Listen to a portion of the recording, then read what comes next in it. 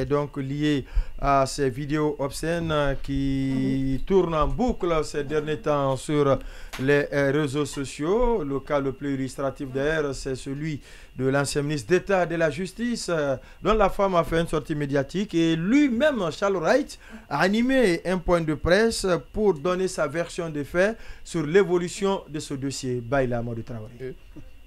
Ouais, ça vous fait rire. Pourtant, on parle d'un sujet. Allez-y. Non, je ne m'attendais pas à être le premier à parler sur le sujet. Comme d'habitude, en tout cas, ce n'est pas le cas. Mais en tout cas, c'est un sujet. Quand c'est inhabituel, les gens s'intéressent tout de suite. Voilà, exactement. Donc, ça interpelle tout de suite. Pourquoi je vous ai donné le premier la parole? Okay. Après, vous allez m'interroger. Vous aussi. Allez-y, oui. D'accord. Donc, en tout cas, comme vous dites, c'est un sujet sérieux, un sujet aussi, bien entendu, sensible, parce que c'est un sujet qui touche quelque part à l'intimité de certaines personnalités publiques de notre pays.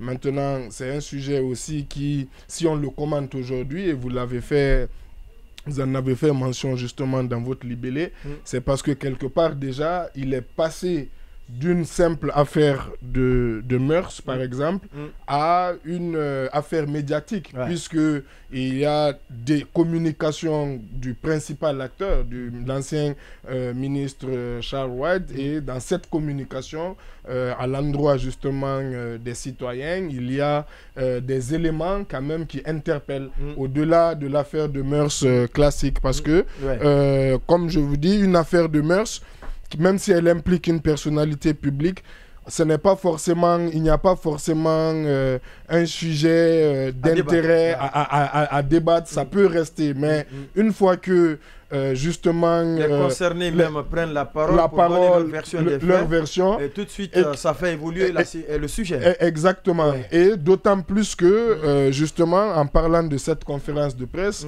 que à titre personnel, j'ai trouvé dans ce contexte, disons précipité, je ne dis pas inopportune, c'est toujours important peut-être à un moment donné de donner sa version, de s'expliquer, mais après je pense aussi que c'est une question aussi de timing, il y a un temps pour tout, mais cela aussi, je le mets en parallèle aussi quelque part avec la personnalité du principal concerné qui, c'est vrai, a une tendance à toujours venir, on va dire, à vouloir communiquer. Voilà, exactement, à répondre coup sur coup.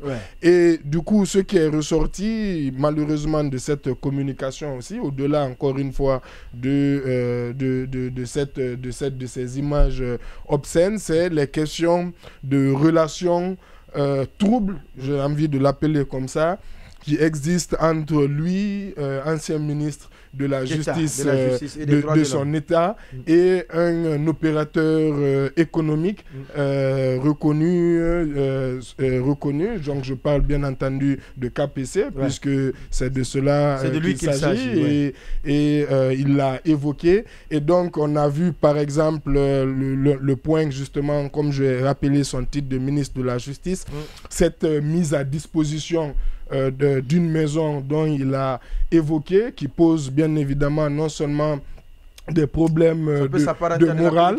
Oui, ça peut s'apparenter, ça peut être une pratique assimilée à de la corruption, parce que ça peut s'apparenter à un don en nature, à un prêt qu'offre un opérateur économique qui en plus a beaucoup de marchés de l'État. Donc c'est toujours, et c'est pour cela par exemple que la loi a interdit justement aux agents publics, à travers la loi anticorruption, les dons, les gratifications, c'est dans cet esprit-là justement d'éviter, on va dire, tout conflit d'intérêts. Et lorsqu'on sait justement ce que lui-même a voulu faire ressortir dans cette conférence de presse, à savoir que c'est un ministre incorruptible et que du coup il n'a pas beaucoup de moyens, il l'a dit un peu comme les autres ministres, sa famille en charge par des tierces personnes. Justement, donc ça tranche justement avec cette communication-là. Il y a une image forcément ternie,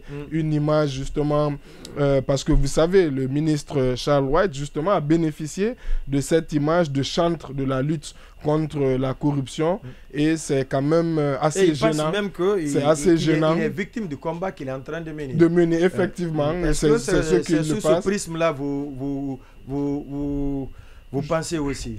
Je ne sais pas s'il est victime, c'est possible, c'est tout à fait possible, la lutte contre la corruption. Et de toute façon, vous pouvez être, et même quand vous êtes à un poste de ministre, vous pouvez être victime de cabale, victime, etc. Mais il y a des faits qu'il lui reconnaît. Et moi, j'interroge ces faits. Moi, pour le moment, comme je vous dis, je ne comprends pas, par exemple, cette mise à disposition d'une maison, même si et cette prise en charge, exactement, ça pose quand même des questions au-delà d'être morales, des questions juridiques, judiciaires, qui s'il était, doit s'intéresser à sa sortie. S'il était en poste, peut-être qu'il aurait fait une injonction aux fins de poursuite. Si ce n'était pas lui. Voilà, non, si contre lui-même peut-être. En tout cas, voilà, parce que c'est des faits quand même qui sont suffisamment graves.